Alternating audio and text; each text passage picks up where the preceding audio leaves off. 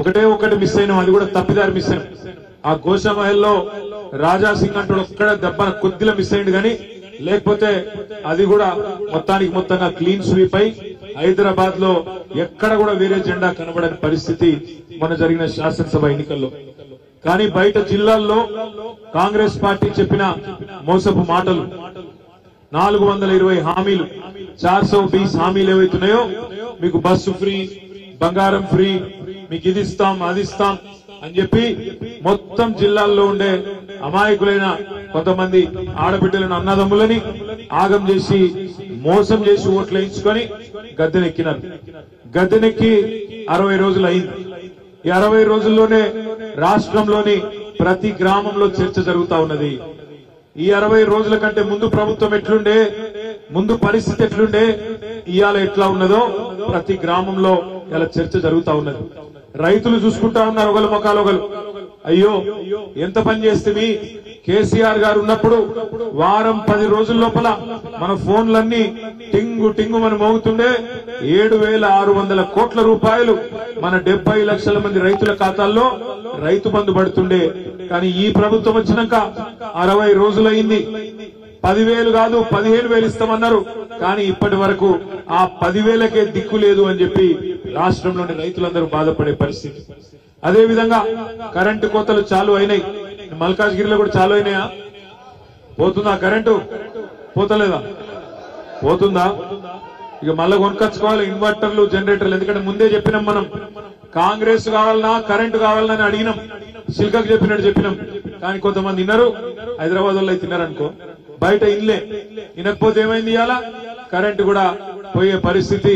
గ్రామాలలో మళ్ళొక్కసారి ఇవాళ మోటార్లు కాలిపోవడు, ట్రాన్స్ఫార్మర్లు వేలిపోవడు. ఎండాకాలం కూడా రాలే, ఆల్రెడీ కరెంటు కష్టాలు చాలు అయినాయి. ఇక ఫ్రీ బస్ అని పెట్టింది ఒకటి. ఇక ఫ్రీ బస్ ఏమైతుందో నాకంటే బాగా మీకే తెలుసు, మీరే చూస్తున్నారు.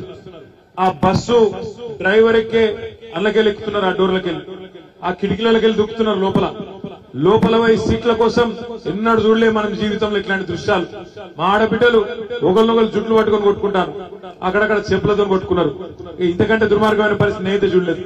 ఒక దిక్కేమో ఆడబిడ్డలు గుద్దుకునే పరిస్థితి వచ్చింది, ఇంకో దిక్కు టికెట్ కొనుక్కున్న మొగోళ్ళు వాళ్ళు నిలబడి వాళ్ళు తిట్టుకునే పరిస్థితి వచ్చింది.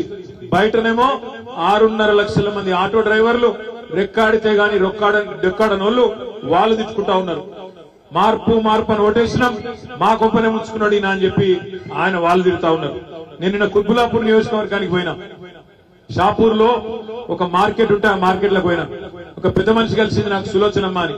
ఆమె ఒకటే చెప్పింది, కొడుక మేమైతే హైదరాబాద్ లో మంచిగా ఆలోచన చేసి ఓట్లు వేసినాం, ఊర్లలోనే మోసపోయినరు, తినే పల్లెంలా ఆయనతో మన్ను పోసుకున్నారని చెప్పి ఆ పెద్దమ్మ చెప్తుంటే ఇవాళ నాకు ఊర్లలో అనుకుంటున్న మాటలు కూడా నిజమే అనిపిస్తా ఉన్నది.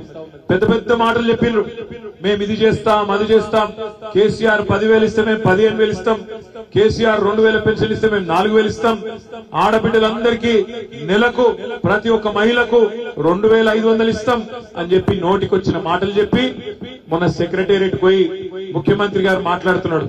ఎంత సిగ్గుచేటు ఒకసారి ఆలోచన చేయండి.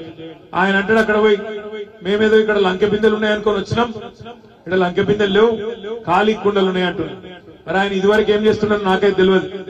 లంకె బిందెల కోసం ఎవరు తిరుగుతారు?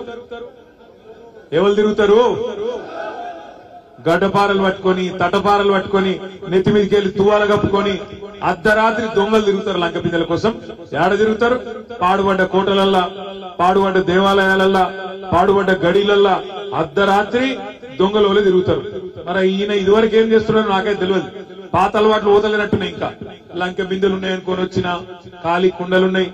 అయ్యా రేవంత్ రెడ్డి గారు, సెక్రటేరియట్ లో లంక బిందెలు ఉన్నాయి, సెక్రటేరియట్ లో కంప్యూటర్లు ఉంటాయి, సెక్రటేరియట్ లో పనిచేసే ఉద్యోగులు ఉంటారు, వాళ్ళతో చేయించుకునే తెలివి ఉంటే పని చేస్తారు.